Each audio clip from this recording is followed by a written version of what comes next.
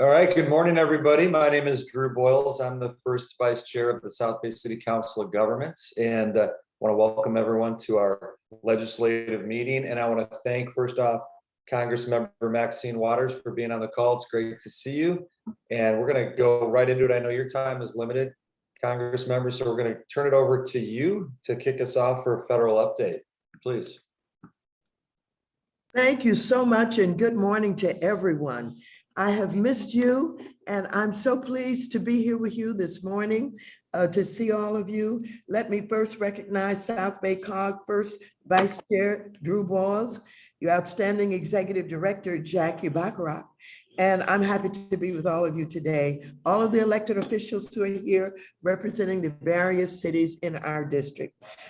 First of all, let me just recognize that we've all been experiencing this pandemic.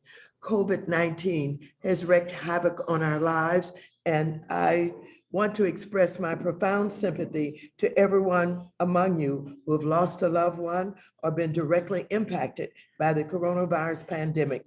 It has certainly been a difficult and tragic year for all of us. However, I'm pleased that help is on the way. And I don't know how many of you received my recent mailing that I got out to you as fast as I could about the American Rescue Plan, the $1.9 trillion bill that is doing so much to respond to the pandemic. Did anyone get my mailing that's on the platform this morning? If so, let me see your hand. Anybody? Okay, all right, we got somebody. Of course, we passed President Biden's plan that he provided the leadership on. It's been signed into law, and it truly is a rescue plan. It is a $1.9 trillion package that I worked on with my colleagues, President Biden and Vice President Harris, and it provides cash benefits, increased unemployment benefits, emergency rental assistance, and support for small businesses, and so much more. And so the historic nature of this legislation cannot be overstated. The bill provides $1,400 in direct payment. It extends a child tax credit from $2,000 to $3,000 per child. It directs the Treasury Secretary to issue credit as an advance monthly payment for some parents. It includes $130 billion to help safely reopen our nation's schools and $20 billion to enable more people to get vaccinated quickly. It also provides $300 of federal unemployment benefits per week until September 6th. Now, here's one area that I've worked on that I'm so very proud of. As the chair of the Financial Services Committee, I worked very hard to protect homeowners and renters. In addition to the $25 billion in emergency rental assistance I secured in December package, I also worked extremely hard to secure another $27.5 billion in additional assistance for renters and $10 billion in direct assistance to homeowners in this bill. This is going to help people remain housed until our nation emerges from COVID-19 pandemic, and it provides support to all who have been suffering, including our mom and pop landlords. To our mom and pop landlords, I'd like to say that I've done everything that I could to prevent having to extend the rent moratoriums. I know that our small mom and pop landlords need that money to repair their units, to keep up their buildings, and some, this is their retirement income. And so I am pushing very hard for the state of California and the governor and the legislature. As you know, that's where we send the money. We send the money out to the states. The California State Legislature quickly passed a bill to implement the rental assistance program. However, they had too much flexibility, I think. The Treasury Secretary Yellen is in, the leadership of helping to design and guide how this money is to be spent. But with the flexibility that has been given, I think that our legislature needs to go back and take a look at how they can provide 100% assistance to our rentals rather than the 80% that has been decided by the quick legislation. And so we have 350 billion for states and local governments to recover and maintain important public services. So I see that our mayor Butts is here from Inglewood, and it should be a happy thing for him to know that we would not allow those who had been opposed to giving money to our cities and our states to stop us this time. And so that's what that $350 billion is for, to get to you so that you can provide the services that are so desperately needed. So Los Angeles County, let's see, the state of California will receive approximately 42 billion, including 26 billion, again, for state government and 16 billion for all the counties and local governments combined. Los Angeles County will receive 1.9 billion. Some of the estimated allocations for South-based cities is as follows. Gardena, 15.7 million. Hawthorne, 32.7 million. Inglewood, 35 million. Torrance, 23 million. Lawndale, 6.1 million. And Lameda, 3.8 million. And so I did everything that I could to make sure that all of our cities got as much as we could give them to deal with everything that's confronting them. So now We Live at Home is focused on improving infrastructure in homes and communities.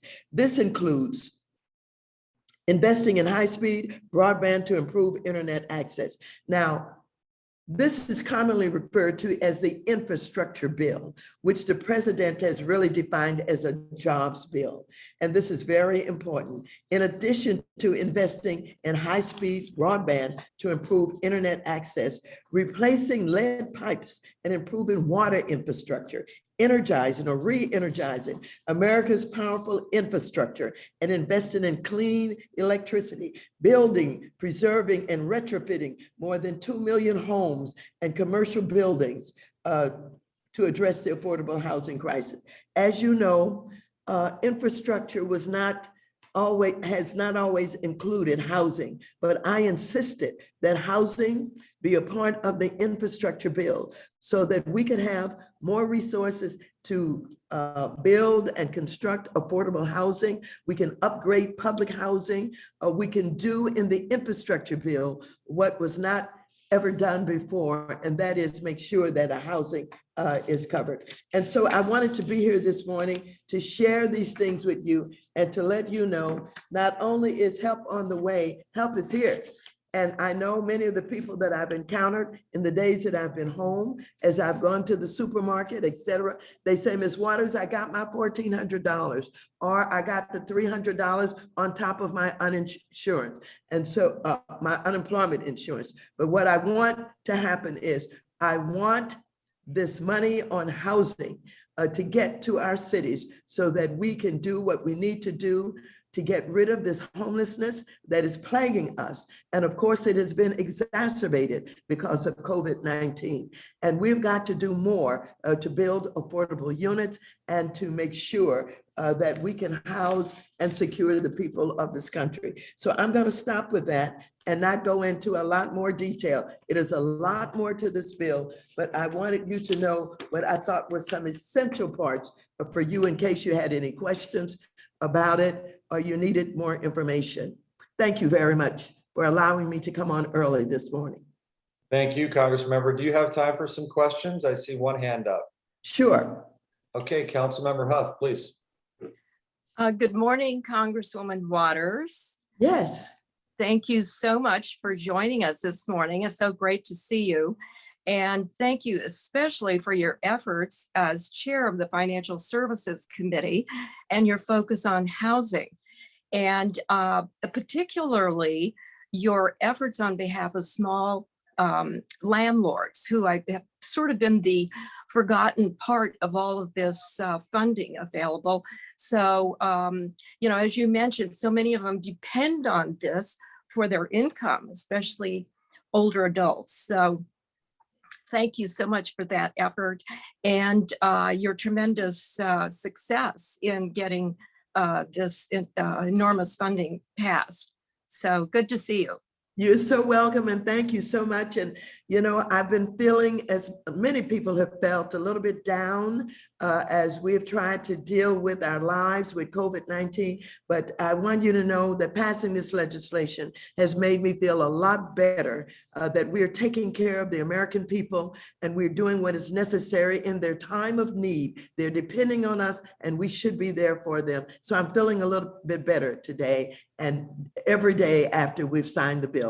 Thank you. Yeah, wonderful. Could I also ask you, after all your years of service in Washington, using your crystal ball, how are you seeing any improvement in the climate there in the halls of Congress in terms of cooperation and a more nonpartisan effort going on?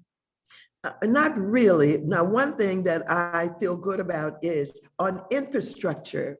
We have people on both sides of the aisle who need desperately to have the bridges repaired, to have the highways and the roads repaired. And of course, with this housing in it, for some of our areas, particularly some of the rural areas that have oftentimes complained that they have not participated equally in these opportunities, I think that we will have some bipartisan support there.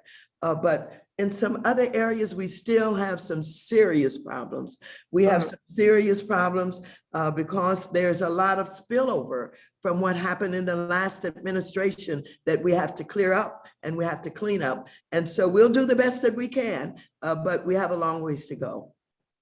Thank you. You're welcome. Yes, Mayor Butts, I see you with your hand up. I just really wanted to thank the Congresswoman. It seems change of administration that the focus is on the cities, and I actually think that we're going to all end up better when we come out the end of this. So, Congresswoman, I want to thank you personally for lobbying hard for your constituency. Thank you. Well, thank you so very much, and I want you to know I never knew why there were those who were opposed to giving the cities the money that they deserve. As a matter of fact, there was a false argument created that said they've got money that they have not used and they don't need this money. But we fought against that because they can't count CARES money as money that's somehow surplus. That money had to be spent also. And so I thank you for those compliments. I will keep working as hard as I can, not only for infrastructure, but for whatever we need to do to strengthen our country and ensure our democracy. Thank you. Okay, thank you very much, Congressmember. I don't see any other hands up, so I appreciate you being here. We all do. Thank you so much for everything you're doing. Indeed. You're so welcome. Thank you. And I expect all of you to have gotten your request for earmarks. We're calling it community projects. And we've been in touch with all of the mayors about earmarks. That comes before infrastructure. It's smaller amounts, but this is money that you can use to do any number of things and projects that you wouldn't normally have in your budgets. Somebody's hand is still up. Jackie? Jackie, yes. We are, I should let everybody know, we are looking at earmarks or the community projects, and we will be contacting your office about that too. We have an award-winning, I will be going into this in a minute, we'll have an award-winning broadband project. South Bay Fiber Network has won a national award, and we're very excited about it. And we want to use some of the community funding funds to bring it closer to the neighborhoods and actually create neighborhood centers where people can get high-speed internet in our communities instead of waiting till we can get it to everybody's home. So we're working on that, and we'll contact your office. Please move very quickly and get the information. If you have not gotten it to us, get it in right away. Thank you. All right, guys, thank you so very much. Pleased to be with you. Looking forward to the time that we have conquered COVID-19 and we can all be together. Thank you. Thank you. Thank you very much. Okay, at this time, we're going to turn it over to Jackie Bachrach, Executive Director of the COG. Okay, thank you. You all have before you, or was sent to you, our legislative matrix, which are the bills that we're following. And now we'll do our legislative, my very short briefing about what's going on since the last time we met. And David is sharing the screen, so I'm going to ask him to go to the next slide. Okay, this is obviously the update since last January, which is when we met last. Next slide. And we're going to talk about just a few things that the COG is doing. We're very, very busy. It seems like COVID has made us even busier. Next slide.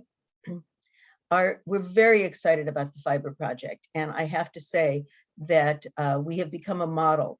And what I heard yesterday is it's actually a model throughout the United States.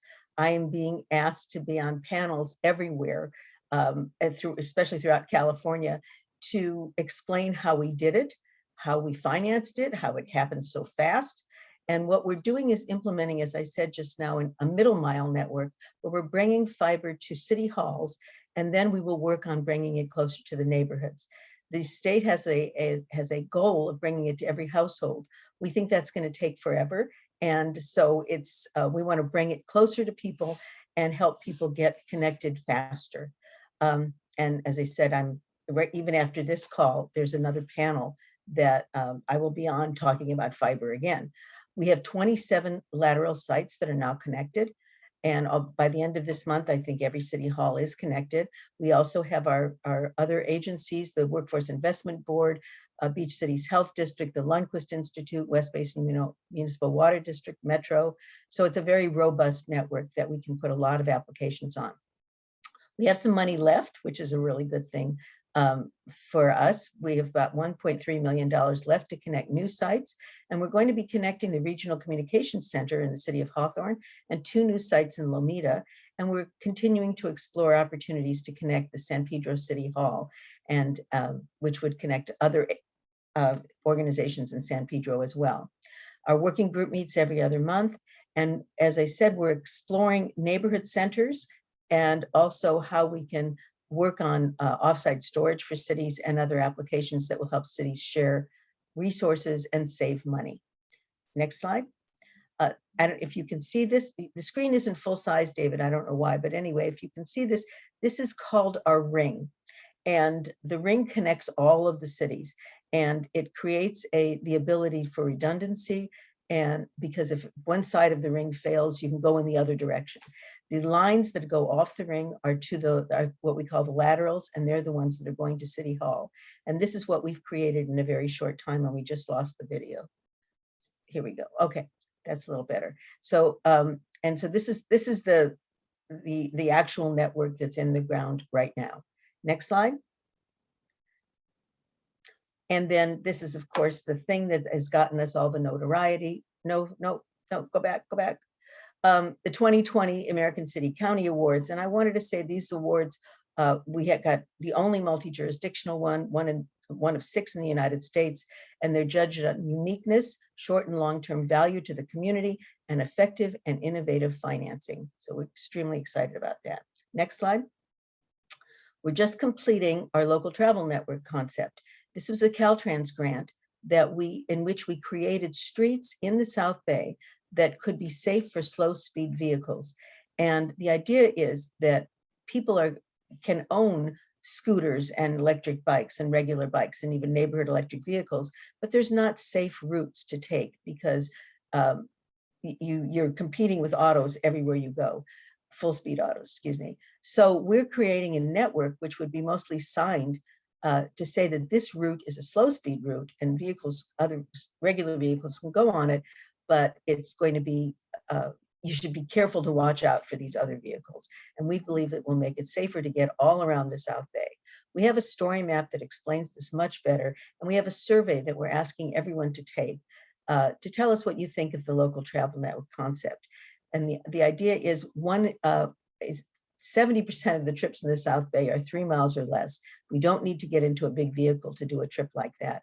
And we could save a lot of greenhouse gases and reduce congestion if we took some of these slow speed vehicles for our local trips. So please go to our story map and take our survey. Next slide. We're still working on housing principles for legislation. And I think it's really important that what we're trying to say is we have two crises in the state of California, and they cannot be considered separately. One crisis is the housing crisis, and the other is the climate crisis. And the housing targets and legislation does not consider the fact that they're talking about putting or mandating housing density in auto-dependent areas. We believe that proposed legislation should require developers, and we're saying 4 units or more, to submit a plan of how the people that live there are going to reduce their travel. Because in the South Bay, you're not going to find a lot of transit that's going to allow them to reduce their regular travel.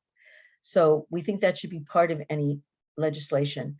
We also think that the state mandated data development, violates participatory democracy, where cities meet with their communities, they talk about general plan and zoning ordinances, and then the state proposes to override all of those local policies. So we think this is a bad precedent, and we will continue to suggest alternatives, such as combining real climate principles to the housing targets. Next slide. Transportation projects. Metro is very busy doing all kinds of things that we're monitoring. They're talking about free fares and fare capping. We need to know what the impact is going to be on South Bay municipal operators. They're talking about something they call traffic reduction, but is actually a congestion fee. And we have a survey out to our members asking them what they think of the impacts of that. If you haven't filled that out, please do. We also have the EIR for the C line, which is the Green Line extension to Torrance. And we're looking at the different sides of the Crenshaw corridor, the northern extension, the LAX connector, and also the Inglewood Transit Center. We're monitoring all those projects. We've submitted 5 requests for additional projects for Measure R and Measure M, and we're waiting on, and 5 requests for additional funds for existing projects and 3 new projects. We're waiting for Metro to put them in the July budget for the coming year, as well as the transit projects we've already submitted. Next slide. Homeless, we're working with the county who gave us innovation funds. We have put together, the staff has put together a wonderful slide deck for on the myths and realities of homelessness. And we've customized it for each of our South Bay cities. We've made it so that city staff can actually do the presentation, but we will do the presentation if you would like us to. And we hope that each city will use their customized deck of slides to show myths and realities of homelessness. We also have a client aid program, which we just launched last month, which allows us to help with very special needs for emergencies. Very short-term rental stays, rental assistance, and other things that might be needed. And then we're still promoting our Home Share South Bay pilot program, which we're very excited about. Next slide. The next slide is about the Home Share South Bay program, and it matches home providers with compatible housemates. And we use an online home sharing platform, which has all the contracts, does all the vetting, and really helps put people together. We have 40 housemates that have asked for a possible home, and we have 7 homeowners. We're looking to sign up more homeowners so that we can continue to, we can work on these matches and find compatible housemates. If you can help us share this program, we would really appreciate it. We're very excited and feel that there's a lot of extra people that have extra house that they might like to share with somebody who is in danger of losing their shelter. So Home Share South Bay is an important new program for us. Next slide. Senior services, we meet every other month to talk about the senior population in the South Bay. Beach City's Health District attends regularly to provide a COVID-19 update. And we also have cities that are focused on seniors, and we keep them connected and sharing best practices. We're still looking to get our cities developed into age-friendly cities. It's a network that AARP has started, and we have 2 cities that are in the process right now of receiving that designation, El Segundo and Hermosa Beach. Next slide. And then a lot of what we do is working with cities and businesses and even the general public on environmental programs. We're still doing further work on adaptation plans and carrying out climate action plans that we've done for all of the cities. We have water programs where we're working with residents in disadvantaged communities to help them get savings for their washing machines. And we also have cash for kitchens, and we're starting rain barrel deliveries. And the last bullet here talks about the fact that we're doing comprehensive facility assessments for cities and looking at food waste programs. And because we can't do regular tours, we're doing virtual tours. Next slide. We held our General Assembly on March 18th. It was a very successful program filled with incredible information. And we're going to make this slide deck available to you. And I hope you'll take time to look at our year in review video, which is fairly short, and then any of the General Assembly recordings that are really, as I said, chock full of information. And last slide. Our next meeting is July 8th, and that's the update, and I'd be very glad to take any questions. Thank you, Jackie. Anyone have questions for Ms. Bacharach? Is Britt's hand up from before? I don't know. Britt, you're muted. Jackie, she's so explicit and detailed. I do have one question. Congratulations again on the award. That is so great. It really has brought so much visibility to our COGs. So appreciate all your efforts on that. Regarding the city's community projects, that's very exciting that Congresswoman Waters has encouraged us to submit that. So what is the status of that? Is it something our individual cities could be helping support, or would it be available, say, for Monday's steering committee to consider and review so we can get it submitted to her? We have it is on the Monday steering committee agenda. And I don't know if David is around. David, do you want to explain? What we did is we submitted a Caltrans grant for neighborhood centers in disadvantaged communities. And it's only a planning grant. And so what we've done is we've essentially taken the Caltrans grant and submitted those 3 communities to, because they would allow us to actually do the job instead of just planning. We also have included something in Redondo Beach that we've been talking about, and in Rancho Palos Verdes, which would serve the peninsula as a sort of a remote government center. So those are the things we're going to be talking about on Monday. It's in the very, very early stages. What they're, as I understand it, and David, please correct me if I'm wrong, each Congress member, Berrigan, Liu, and Waters, are accepting projects. And what they're going to do is they're going to vet all of the projects they're getting, and they will come back to us and say, if we want to pursue your project, then we need more information. And then we'll work more closely with the cities on getting more information. But so we're just submitting concepts right now. David, do you want to add anything? Yeah, I think that's pretty good.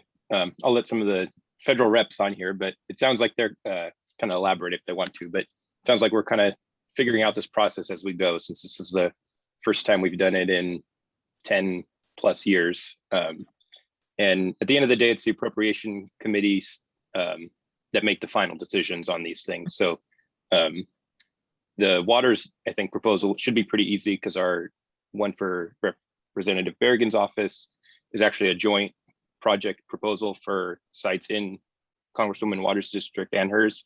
So I think we can just repackage it and send it over, and we should be hopefully in a good spot to maybe get an award. Great.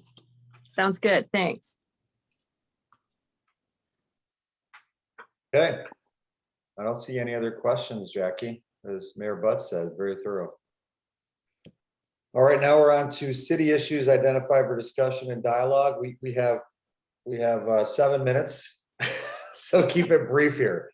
No, in all seriousness, if there are any issues, we had Jackie. Obviously, housing is a prevalent issue for all of us that we've been talking a lot about. Jackie identified some of our concerns there. Are there any other issues that we'd like to voice during this time on the agenda? I'm looking, scanning the room for hands up. Mayor Butts, please, and then we'll go to Councilmember. It's really important that we stay on top of legislation that's proposed that would make neighborhoods unlivable by allowing all this density with no parking requirements. That will destroy cities. We have 101 unit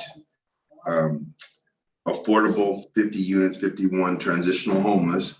over near Edward Vincent Park at Redondo Beach Boulevard and West Boulevard. And it should open in approximately 9 to 10 months.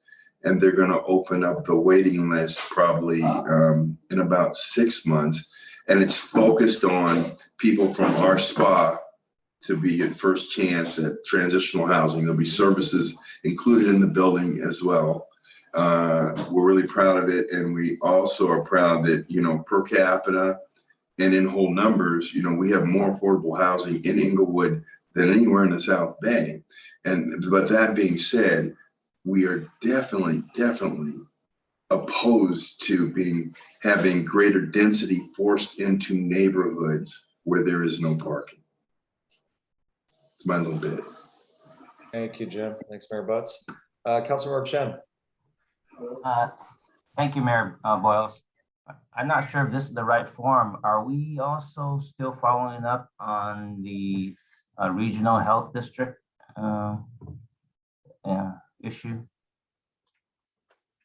We have we're supposed to be having a meeting with someone from SPA 8 to talk about how we can work more collaboratively together.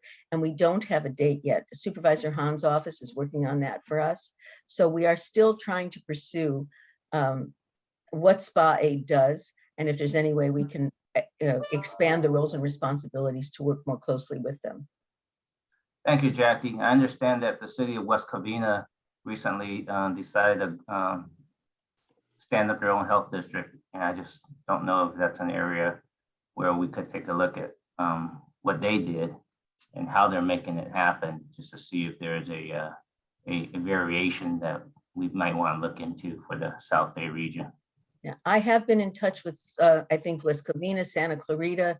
There's a couple of other cities. And so I can, I can continue to monitor what they're doing. Thank you very much. Hey, George, remember, it's expensive. Yeah, those health districts are expensive to fund. That's my understanding. That's why I was really wondering what West Covina is how they're making it happen. Mm-hmm. I see Council Member Armato Stacy.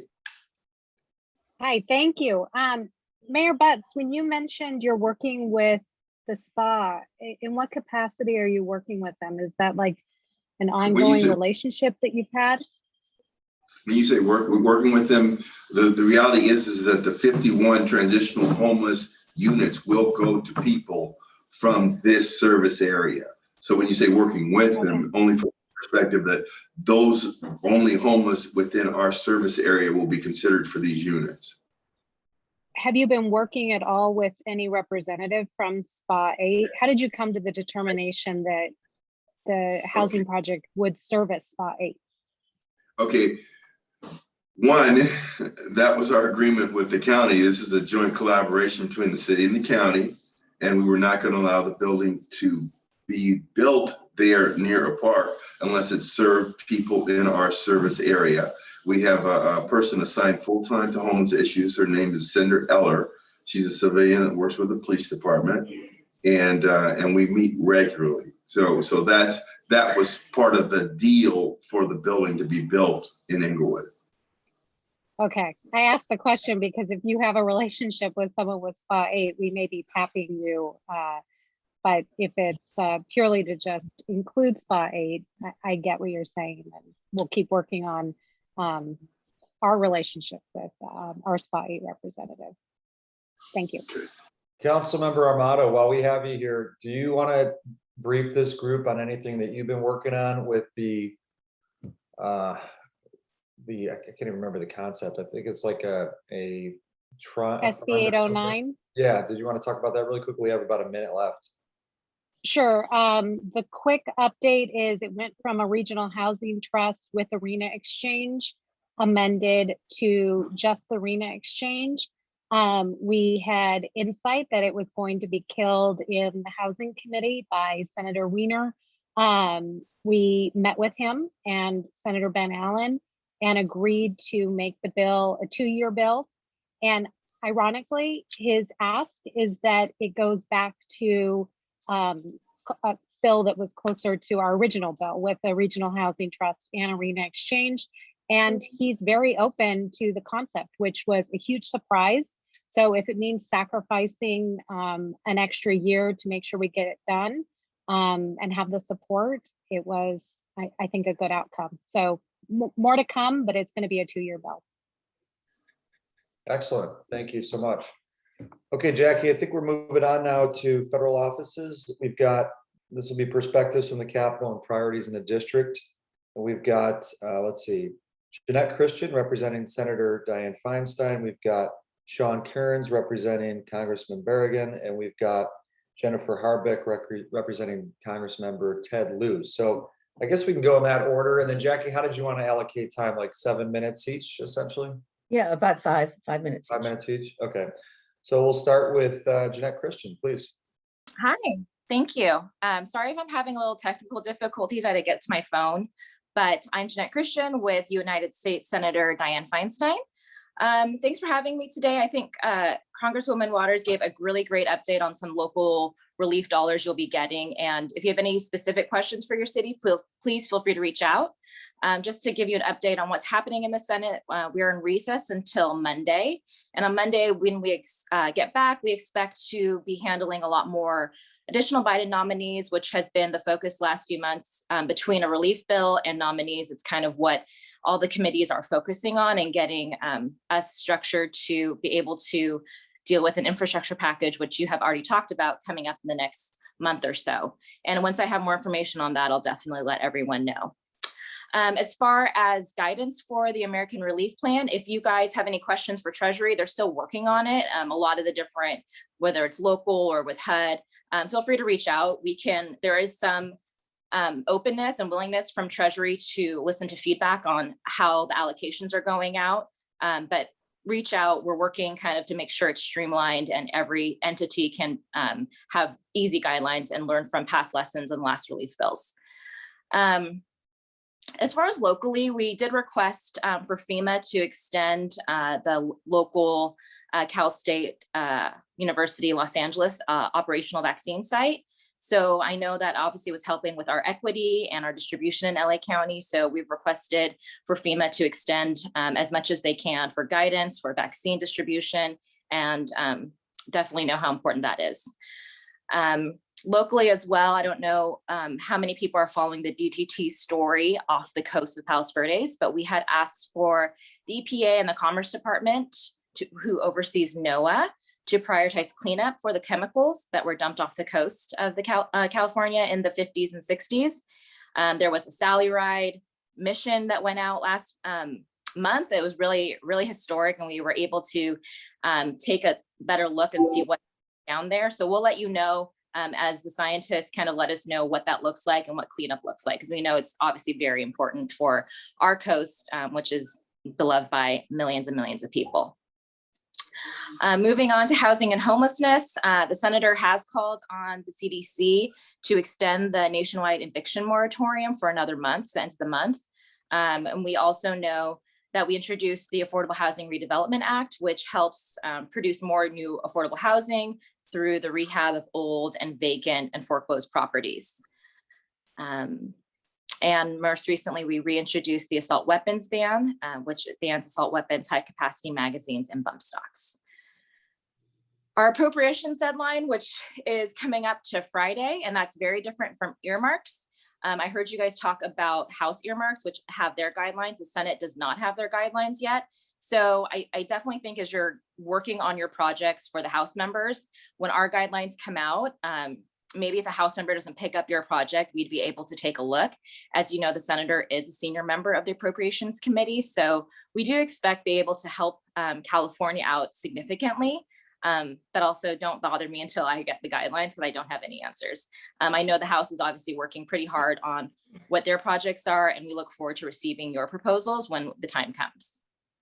If you are not on a list for me to announce when that's coming, please just email Jackie to me, or just I'll put my information in the chat as well. And I think that's it. I mean, there's definitely, if you need any help with any of federal agencies, or if there's anything I can assist you with, please feel free to reach out, and I'll take any questions. Councilmember Huff, did you have a question? Yes, thank you. Thank you to the senator for her interest in the PV DDT dumpage there off of the PV coast. As more information is coming out about this, it's just astounding that there's over 100,000 barrels laying down there. We've always kind of thought, well, it's, a few hundred or something. So this obviously was a long-term disastrous situation, and appreciate her interest in it. Is there a particular staff person that is working on this that we could connect with at some point? Yeah, I'm handling it in LA County with my DC colleague. We've actually briefed House members and state members. I would say once we read the LA Times story, the next day, the senator was on the phone with many secretaries asking for this. And that's why to get a mission from NOAA, $1 million mission, already in the floor is a huge lift from our staff. So we're definitely happy to brief anyone. And we have the letter from the EPA if you want to take a look at it, or anything you need, feel free to reach out. But yeah, it's definitely something we're monitoring, and the senator is very concerned about, this, and it should have never happened. Yes, amazing. Yeah, thank you. Mm-hmm. Jackie, please. Can you send us can you send me the letter from EPA and keep us informed, and then we might have a presentation at the COG. Okay, wonderful. Okay, thank you very much for being on, Ms. Christian. Really appreciate it. We are going to move to Sean Kearns, representing Congressmember Bergen. Sean. Good morning, everyone, and thank you, Drew, for the introduction. Right now, from Congressmember Barragan and for the House Democrats, top of the mind right now is Biden's infrastructure plan. This $2.7 trillion investment would provide repairs to our highways and bridges, closing the digital divide to provide high-speed broadband infrastructure, building affordable housing, and especially important in our district, it would provide funding to address a lot of environmental injustices through funding zero emissions transit, modernizing our ports, repairing our drinking water infrastructure, and also sealing idle gas and oil wells. So we'll be looking closely at that bill. It's very comprehensive and a lot to digest. So our office still has much further digging in to go. But from what we have read through, the Congresswoman is very supportive of the bill. I also would like to thank the South Bay City's COGS for submitting a community project funding request to our office. Our deadline was last Friday to submit community project requests, and our office received nearly 100 different requests from nonprofits, local governments, school districts, and public agencies for different projects within the Congresswoman's district. Now, of course, is the very difficult task of narrowing that down to only 10 projects that can be submitted to the Appropriations Committee. And of course, the committee will have the final determination in which of those projects will be approved for funding. As we continue to make progress on our COVID recovery, it's integral that we recognize the importance of our health centers and continue to provide funding for them. We're pleased to say that through the American Rescue Plan, health centers that serve the Congresswoman's district are already being awarded at more than $90 million to expand access to COVID-19 vaccines. To add on to that great news, earlier this week, the Department of Health and Human Services announced all HRSA-funded community centers and health center program lookalikes are now invited to participate in the health center COVID-19 vaccine program. This means an additional 520 health centers and more than 2,500 other sites will now be eligible to participate in vaccine distribution. In the House, we've continued to see progress building upon the American Rescue Plan. During this last month, the House passed 2 bills to address gun safety by strengthening background check requirements.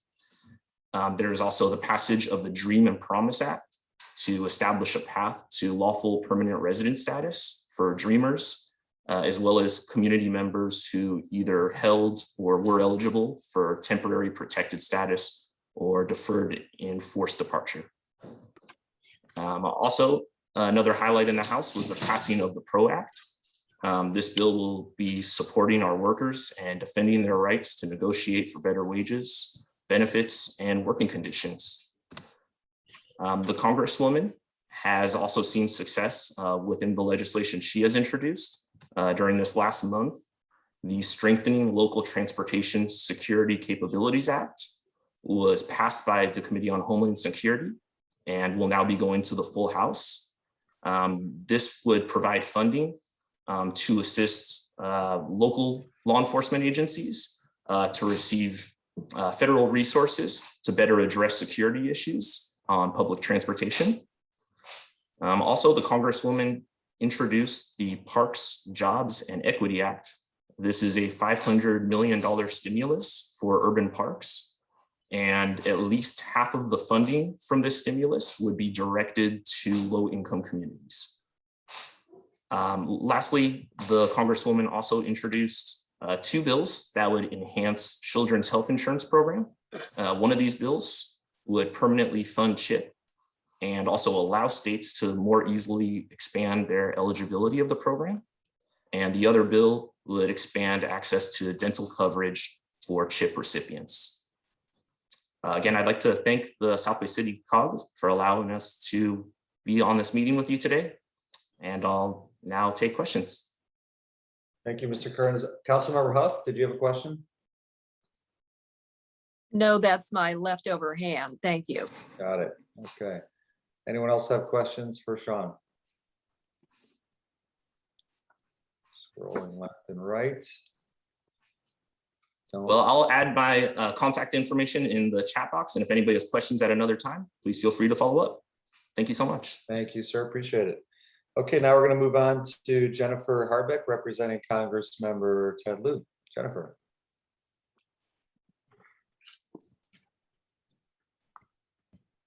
Can't hear you quite yet, Jennifer.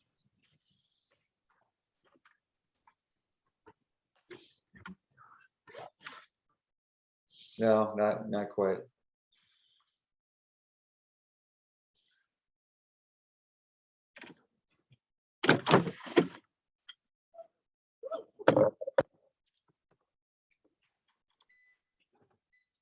How about now? Yes, perfect. Thank you. Great. Can you hear me now? Yes, loud and clear. Yeah? Okay. I apologize. I'm having some technical difficulties this morning. But I'm glad you can hear me now. My name is Jennifer Harbeck. I'm a field rep for the Congressman.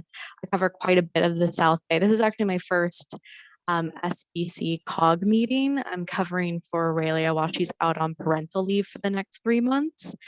So it's great to meet you all. I want to say that all the federal reps that came before me really covered quite a bit of what I was going to talk about today. So I appreciate them doing the heavy lifting for me. But I do have a couple updates, specifically some legislative updates from the Congressman. Just today, the Congressman and Congresswoman McBath introduced the Stop Hate Crimes Act. This is legislation that changes federal hate crimes law. So as you are probably aware and have seen in the media, the huge spike in hate crimes affecting the AAPI community. This, of course, is very close to the Congressman's heart. So it's definitely a priority of his, as hate crimes are often difficult to prosecute because courts have interpreted federal statute to require that prosecutors show the victim's race, religion, gender, sexual orientation, and other protected characteristics was the sole reason for the crime. And this act provides a solution to that. And under this legislation, a prosecutor can charge the crime if the victim's protected characteristic was a contributing, motivating factor in the defendant's action. So that's really an important piece of legislation that he just introduced today. Additionally, on March 25th, the Congressman announced the reintroduction of his Pretrial Integrity and Safety Act with Congressman Jerry Nadler and Senator Cory Booker. This bill specifically incentivizes states to move away from a money bail system. Instead, the bill encourages states to replace their existing bail systems with assessments made on proven data outcomes. This, of course, is something that the congressman is definitely prioritizing during this session, is eliminating cash bail for a better system. I know that the other federal reps really went through the American Rescue Plan and the next push for the president's American Jobs Plan, both of which the congressman definitely supports, is in big support of. I do want to highlight one part of the American Rescue Plan that would affect constituents, probably in your district, pretty directly.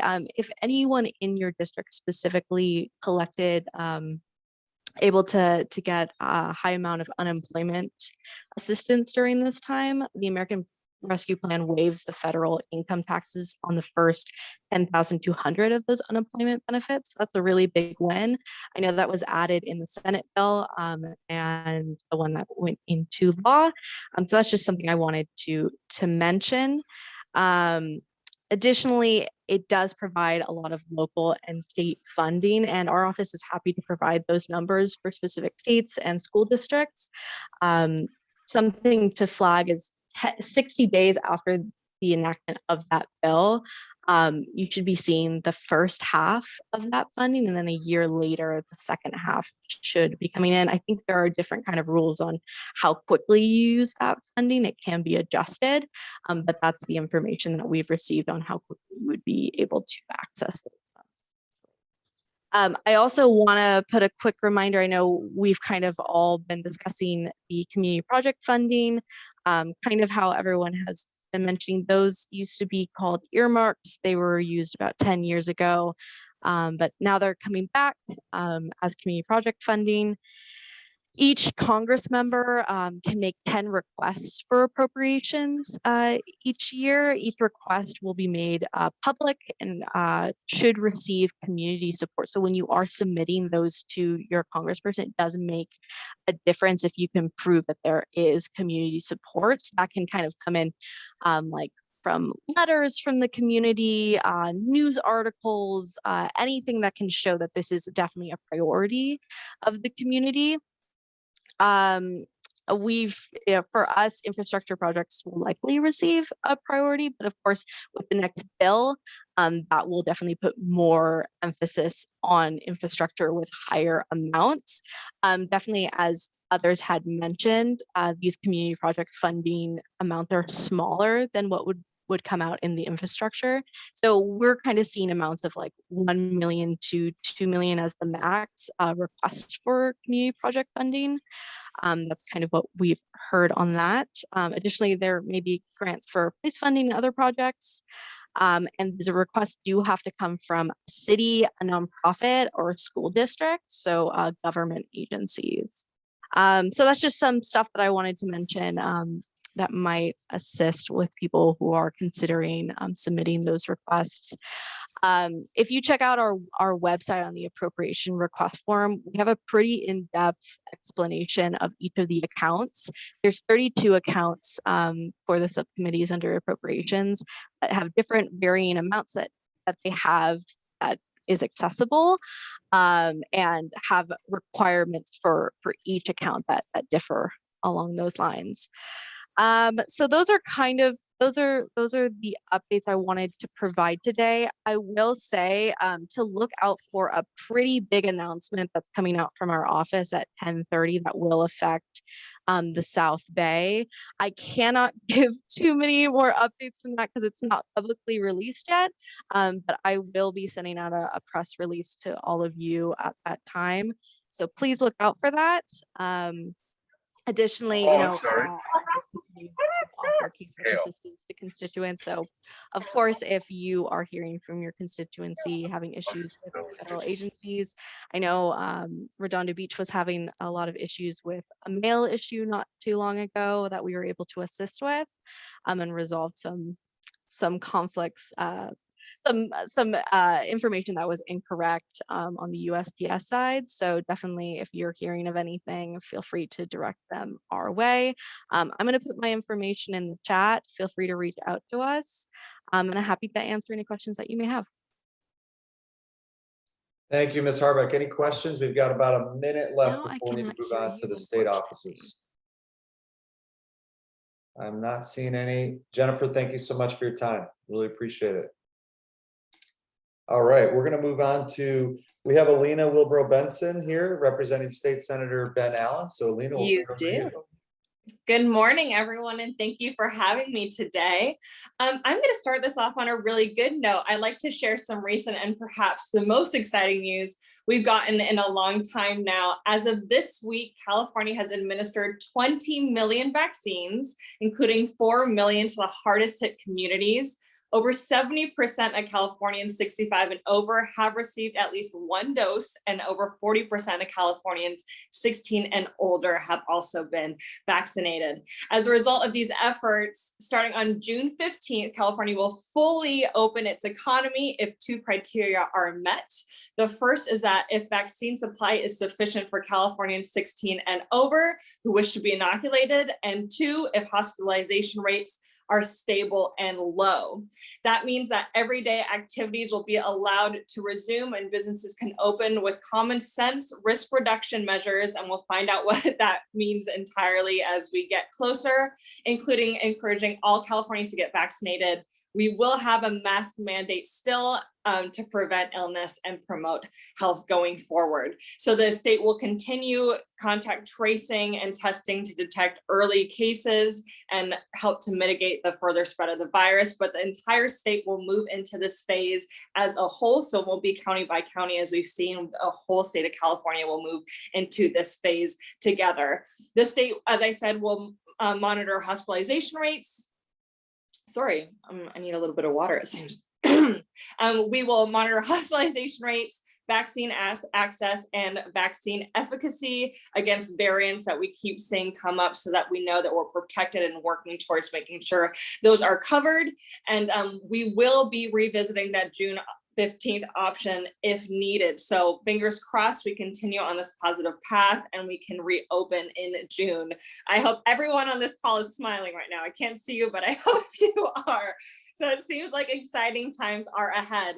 Now, in other news, I've been on a few chamber calls this week where this opportunity has not been widely known. So I wanted to bring it up to you all to bring back to your cities. And that is, I wanted to mention that next week and only next week, the California Restaurant Foundation is making grants available to small restaurants that took a hit during the pandemic. And I will post an article in the chat with more details after I'm done here. But this grant is for independent restaurants with 50 employees or less that lost 20% or more of their yearly revenue.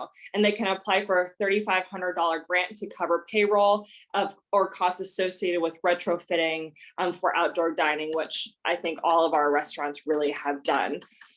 Now, moving to state news, as I'm sure we all know, the legislature passed a $7.6 billion COVID economic relief package, which includes more than $2.1 billion in grants and fee waivers for our small businesses through a program administered by the California Office of the Small Business Advocate. Additionally, President Biden's American Rescue Plan, which has been touched on here already by our congressional office, was signed into law. And based on current estimates from the House Committee on Oversight and Reform, California is expected to receive approximately $42 billion, with $26 billion going directly to the state and $16 billion going directly to cities and counties. Now, as for our bill package, it has been finalized for a little while now. I did want to bring up some bills to you all here today, and that's going to start with SB 285, which is the Tourism Recovery Act, which Senator Allen has co-authored. This bill would provide $45 million to launch a strategic media and jobs recovery campaign to drive in-state travel once again to the businesses that have been so hard hit. And that's going to be our restaurants and hotels and local destinations, which the South Bay has plenty of. So that should be a real big boost to reinvigorate our tourism economy down here. Additionally, we have reintroduced SB 54, which are Plastic Pollution Producer Responsibility Act. I'm sure you all remember that. That is our big bill, which we are pushing once again. We have SB 611, which is Diversity Incentives for Film Tax Credit Bill. SB 696, which is an empowering communities to repurpose underutilized retail land, and SB 44, which is our California Environmental Quality Act, otherwise known as CEQA, streamlined judicial review for environmental leadership transit projects, which is a bill that will help us get our green transit projects through and pass that difficult CEQA process. If you want any more information on that bill, please write me in the chat and I'd be happy to connect you with our lead staffer on that, because I know this bill would be great for the South Bay as we move towards getting that green line in. Some other co-authored bills that we have are SB 87, which is a COVID-19 relief grant for small businesses. We have AB 1288, which is a property tax exemption for personal property used for space flight activities, which is a great bill for our aerospace sector, especially I'm looking at you, Mayor Boyles, great bill for our aerospace sector. And we have SB 805, which is our independent contractors bill, which would exempt small performing arts organizations from AB 5. So with that, thank you for listening. If you want any further information on any of these bills, send me a message in the chat. Thank you, Alina. Great news to deliver. Much appreciated. Any questions? Councilmember Huff, do you have a question? You're muted. Right. Hi, Alina. What was the number on that last bill? The CEQA bill, or no, the one about eliminating contract AB, that's going to be SB 805, and that's the small performing arts exemption. So it's strictly for small performing arts. Yes. Can we get him to expand that at all to other? We can talk about that, absolutely. But this bill is already in motion, so we'll have to, let's talk about that for next session. Okay. Thanks. Little by little with AB 5. Yeah. Thanks. Mm-hmm. Okay, thanks so much for being on. Much appreciated. We're going to move on to Hina Ahmad, who's representing Assembly Member Patrick O'Donnell. Everyone, good morning. Alina did a really great job going over the California Restaurant Foundation and just the state package in terms of the COVID relief package. So I'll just go straight into the bills. The first one is AB 78, the San Gabriel and Lower LA Rivers and Mountains Conservancy Bill. And I see that this is a bill that the COG supports. So this bill would include the Dominguez Channel watershed and Santa Catalina Island to the Conservancy territory, basically allowing those areas to be protected, preserved, and enhanced. The next bill is AB 365. And this bill would exempt the purchase of new and used zero and near zero emission drayage trucks from the state sales and use tax. So basically, there's been a lot of advancements in the clean truck technology. It's going to be a big transition to get to clean drayage trucks. So we wanted to offset that price difference between diesel and the newer, like cleaner technologies. So this bill would basically allow individuals and small fleets to transition to cleaner technology without having to pay a lot extra in terms of getting that cleaner technology. The next bill is AB 96, and that's just the zero near zero emissions heavy duty vehicles bill. It just extends the sunset date for the California Clean Truck Vehicle and Equipment Technology Program. So this is the one that puts 20% of funding aside for early commercial deployment for existing zero and near zero emissions for the truck technologies. And then we also have AJR2, and that's basically the one that calls upon Congress and the U.S. Environmental Protection Agency to clean up the DDT toxic waste site in north of the Catalina Island. And that's the main ones I feel kind of go into the interests of the COG, but I'm happy to answer questions and bring them back to the team as well. Great, thank you. Any questions for Ms. Ahmad? All right. I think you anticipated and addressed them all. Thank you very much for being on. Okay, next we're moving on to Cody Bridges representing Assemblymember Al Marisucci. Thanks, Mayor Boyles. Yeah, again, Olena did a great job of going over the state highlights. So I'm just going to go straight into Assemblymember Marisucci's priorities. So tomorrow, the Assemblymember will actually be at a press conference hosted by Supervisor Janice Hahn and including Senator Bradford on the Bruce's Beach situation. So for those that aren't familiar, in Manhattan Beach, there was a property that was taken through eminent domain back in the 1920s. The supervisor is initiating a process to return that land to the family and lease it back to the county for the lifeguard headquarters use. So Supervisor Hahn, Assemblymember Marisucci, and Senator Bradford are hosting a press conference tomorrow at 10 a.m. At that site. Moving on to legislation, AB 34, the Broadband for All Act.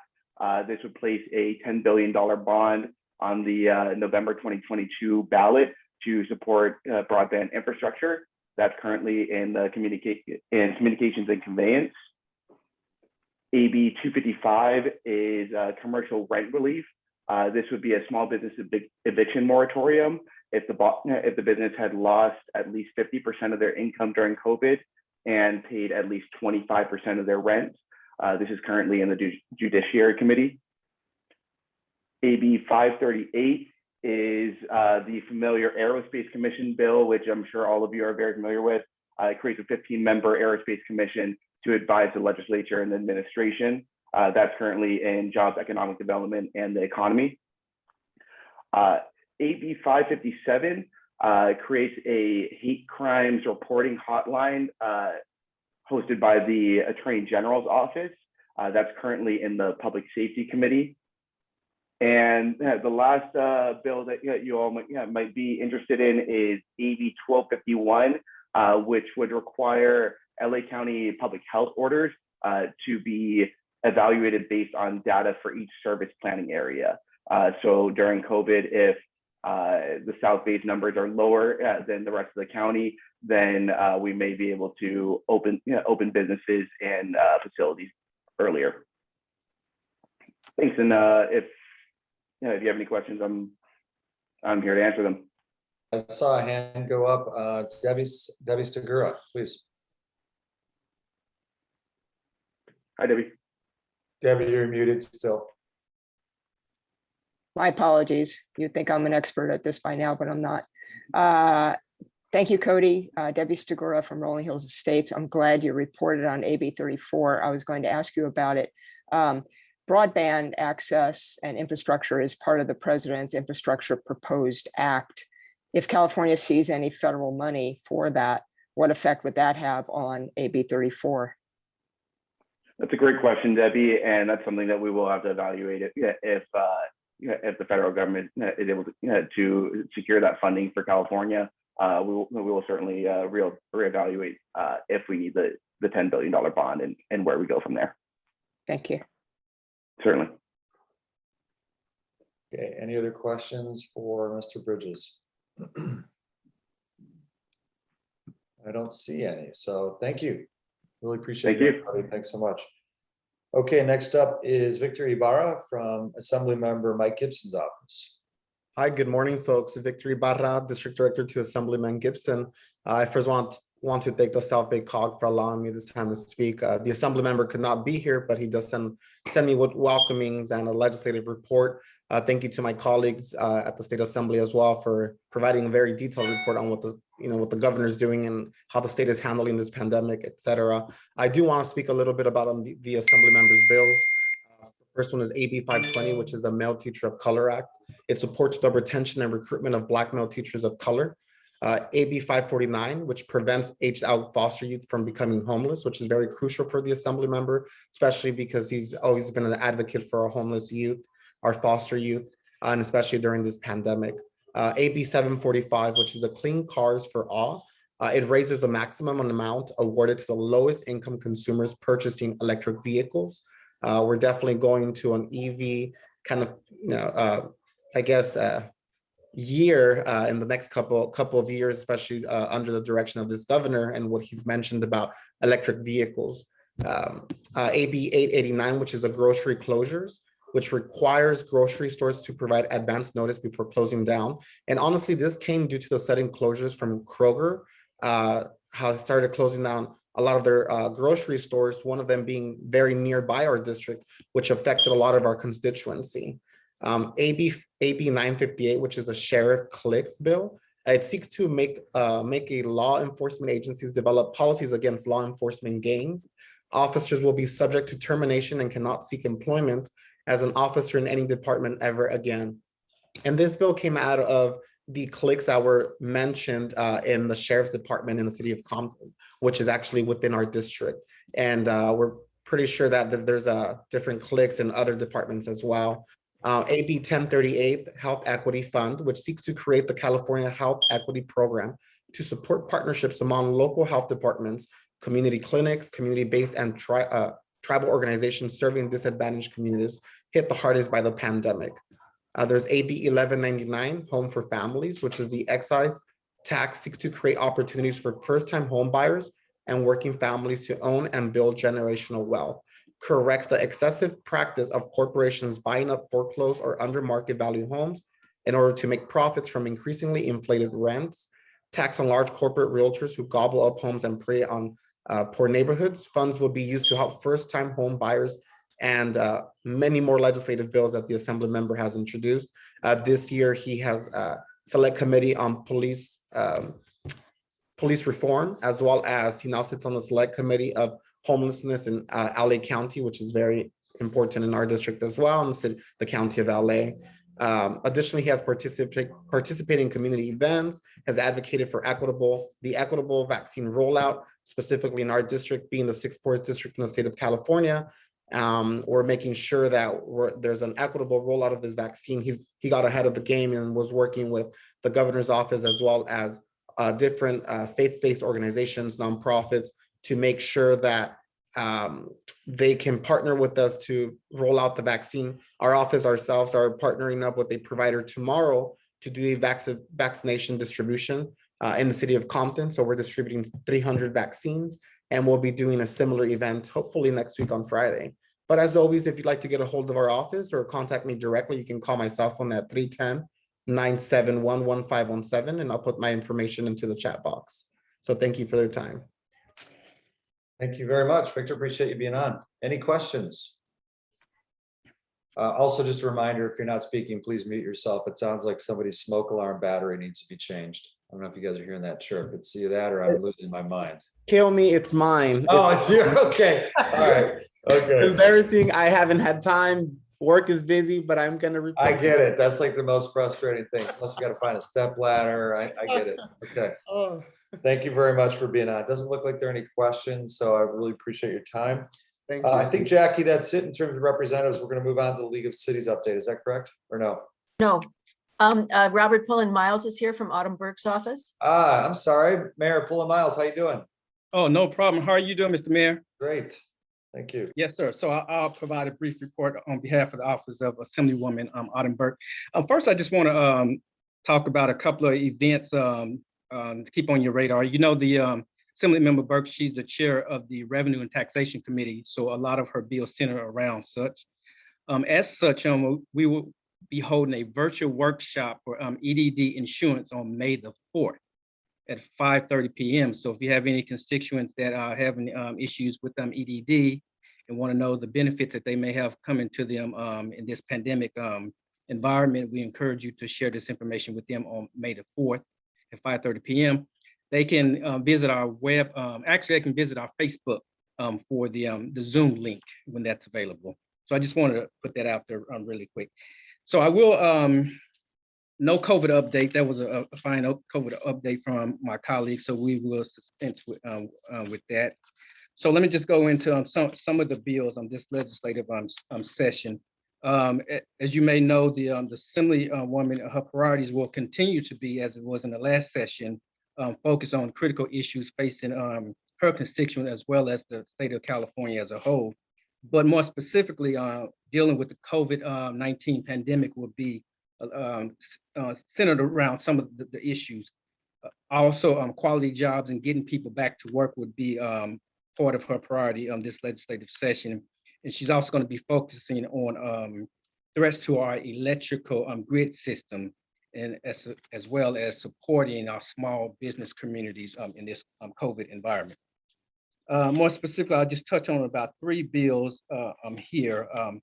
AB 680, this establishes the California Just Transition Act. As we work to achieve our climate goals and emission reduction standard, we must create a framework to transition our jobs and workforce to meet the needs of both our labor market as well as individual workers. This bill will ensure that no one is left behind.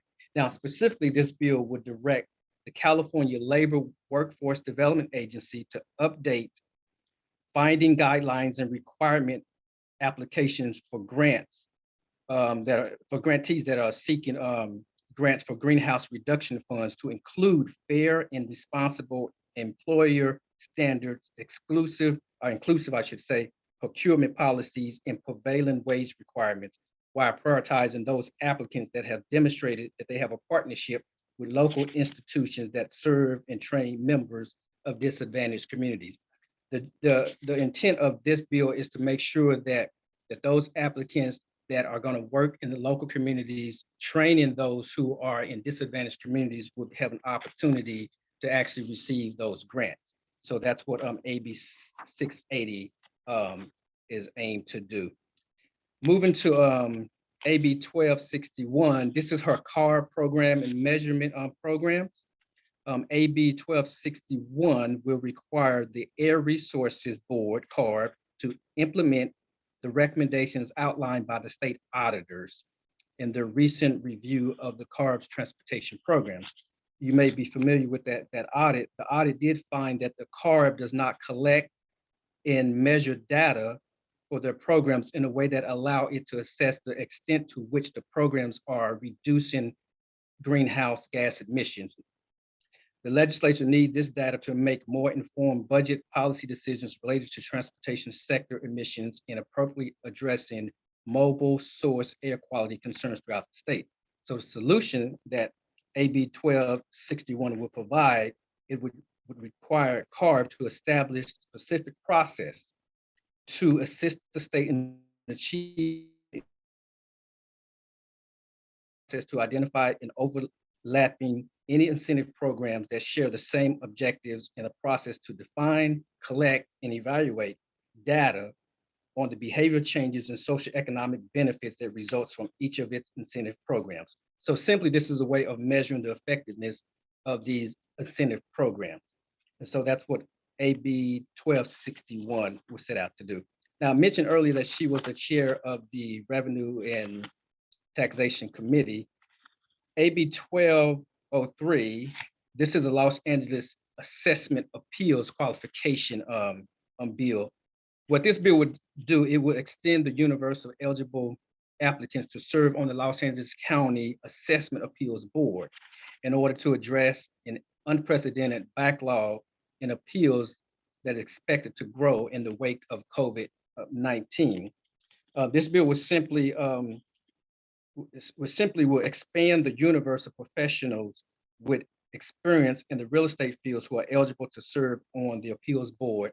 This will allow the Los Angeles County Appeals Board to fill its vacancy and to resolve outstanding appeals in a timely manner. And this is good, obviously, for not only the county, but also the city, as well as the property owners, that those appeals are heard in a timely manner by expanding the board, so there's more board members, so those appeals can be heard in a timely manner. I want to go back really quickly, Mr. Mayor, really quickly. I did not focus on this one real quick. AB 966, this is a school-related bill, will allocate more funding for full-day kindergarten facilities to modernize and to build out for our young learners. It's going to be an allocation of $300 million in one-time funding for school districts to use these funds so they can update their building facilities for our young learners. And with that, I think that I will stop at that. We have a number of, as you can imagine, a lot of bills actually go through her committee of revenue and taxation. So if anyone wants an exhaustive look at all the bills that's going through her committee, in addition to her own bills, Assemblywoman Burke, I'll be happy to provide those to anyone who's interested in seeing an exhaustive list of bills that's going through her committees. And with that, that's all I have. Thank you, sir. Appreciate you, Ben. Any questions for Mayor Pullen Miles? Robert, I'd love to see that list of bills that are coming through a committee. If it's not too much trouble. Thank you. Okay, we are ahead of schedule, believe it or not. So we're going to turn it over to Jeff Kiernan, who's about to destroy that. No, I'm just kidding, Jeff. In League of Cities, Jeff. I'm kidding. Take it away, please.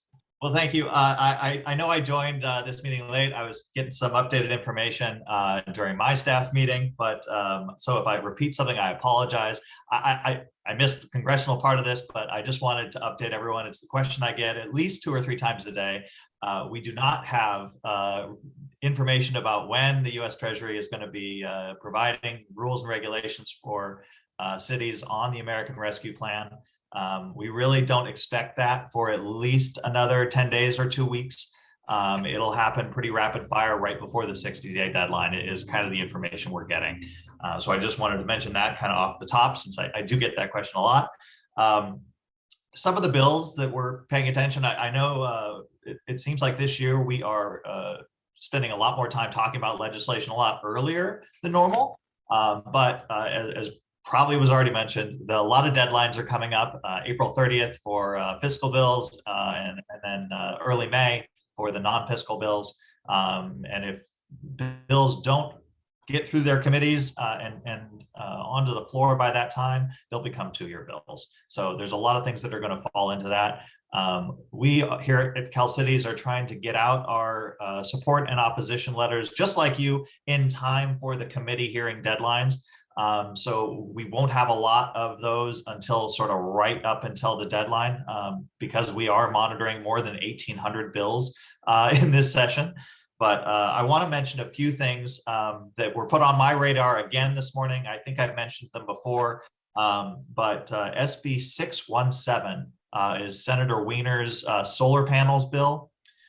This adds a shot clock. This adds a requirement that cities sort of put a specific website or something together in order to facilitate automatic solar panel approval. So that is actually in committee today, and the Cal Cities will be there to testify in opposition to that bill. Wiener has another bill, SB 210, related to license plate readers. I know at least the cities on the peninsula utilize that in a very effective manner. This would mean that agencies would need to delete that data within 24 hours. You know, a lot of police departments use that information. They may not actually know a crime has occurred, and they will actually go back and use and look at some of that data to figure out, okay, now that they know that some crime has occurred, they'll get a partial description of the car, and they'll actually go back and sit through and comb through that video data in order to see if they have a match. So 24 hours is not long enough to do that. So that would certainly curtail law enforcement to be able to make really efficient use of some of those license plate readers. That is up in committee next week. It's something that we are going to be testifying against. We don't have a letter or official opposition to that yet, but it is coming. When did I say that? Oh, so there's a Friedman bill, AB 1401, that is going at parking regulations again. Basically, this would say that a city can't require parking within a half mile of any public transit. And it includes high frequency bus corridors. So you're talking about, say, PCH or Hawthorne, anywhere within a half mile of that, you couldn't require parking. So that's another one. It hasn't been set that I've seen. I believe that one is going to come up on the 15th in local gov. If I got my, no, excuse me, the 14th in local gov. So that may be one you want to take a look at as well. Lastly, I just want to talk SB 9. That is the previous SB 1120, the duplexes and lot splits that has been amended. I would say that the amendments are moving in the right direction, but we really don't anticipate that bill is going to be significantly amended enough to change our opposed unless amended bill position. So the amendments state flat out that 4 units total among the two, even if you lot split, 4 units total. I've seen figures as high as 10 thrown out there by some groups. So the pro tem has indicated that it's 4 units total. As I said, that's not going to change our opposition, and we will likely be moving to a flat oppose on that bill, either right around the committee date, which that'll be heard on the 15th. So I know I've tried to bombard folks or get out information, I should say, on legislation this year. If you have any questions, you're welcome to ask them now or connect with me offline. All right, thanks, Jeff. Any questions for Mr. Kiernan? Not seeing any. Okay. Give it another minute. I think we're good. Okay, now's the time for discussion and public comment. And so I'll just open up the floor to anyone who'd like to raise their hand that has a question or a comment or a concern. Robert Duarte, please. Go to you first. Good morning. Can everybody see me? Yeah. Okay, great. Good morning, everybody. My name is Robert Duarte, Chief of Public Affairs with Assessor Jeff Prang's office. I just wanted to welcome myself here today. I got one of these emails that came in through my office, and so I just wanted to say hello. The assessor wishes he says hi to everybody. He can't make it today. He's in the middle of a meeting with some realtors at the moment. I just wanted to open the assessor up to if any of your cities or any organizations that would like to have the assessors speak at any to any of your realtor groups, any of your chamber of commerce about Prop 19. Prop 19, as you know, passed by the voters in November of 2020. There were 2 implementation dates that affect base year transfers for seniors and those who were affected by natural disasters. That implementation date went into effect April 1st. So if you are 55 or older and you decide to go ahead and move out of California or and move your primary residence to somewhere else in the state, you can transfer that base year value with you. And then the other implementation date was February 16th, and that had to do with family inheritance. So if your child would inherit your property, under previous law, they were able to go ahead and keep that base year value. Now under Prop 19, there are some criteria that the child has to meet. So the assessor is a lot better at explaining that than I am. He gets more into the weeds about it. So he's more than open to speak to any of your organizations if you do know any. Also, a couple of other things. May 7th is the deadline for 571Ls. 571Ls are business personal property statements. Those were already mailed out to businesses that have to claim if they have over $5,000 of office supply and over $100,000 of other types, so like restaurants and machinery and those types. He's actually right now working with the California Assessors Association to try to ask the governor to push back that deadline. But right now that he's also chair of the California Assessors Association, where them as a whole as administrators are working their best to try to figure out how to mediate those deadlines. Other thing, just to let you all know, with permits. So thanks to a lot of the cities that when property owners do new construction on their businesses, on their properties, and they go ahead and they ask for new construction, building ADUs or building garages or patios, things like that. We just sent out about 70,000 across the county new construction statements And those are essentially where the property owner will go ahead and fill out what new construction they did. We're asking that residents please fill them out in a timely manner and mail them back to our office. And follow our social media. That's where the assessor has been pushing a lot of these deadlines out and some things like that. And thank you to the mayor who spoke about Autumn Burke's bill, AB 1203. He, Assemblymember Burke, worked in conjunction with Assessor Prang on that, as basically to expand the AAB assessor, the appeals board, to basically go ahead and allow people to go ahead and open that up so more folks can go ahead and apply to be assessor appeals board members. So help us push that appeals process through. Right now, there's a backlog significantly of appeals, and we're expecting that those appeals to go through to significantly increase as the year goes through with COVID and with businesses and with property owners not being able to pay property taxes. So we ask that if you're interested to please reach out to the assessor. As always, I'll go ahead and put my information in the chat. And if any of your organizations or even if the cities would like Assessor Prang to explain a little bit more about that, then I'm more than happy to. Thanks.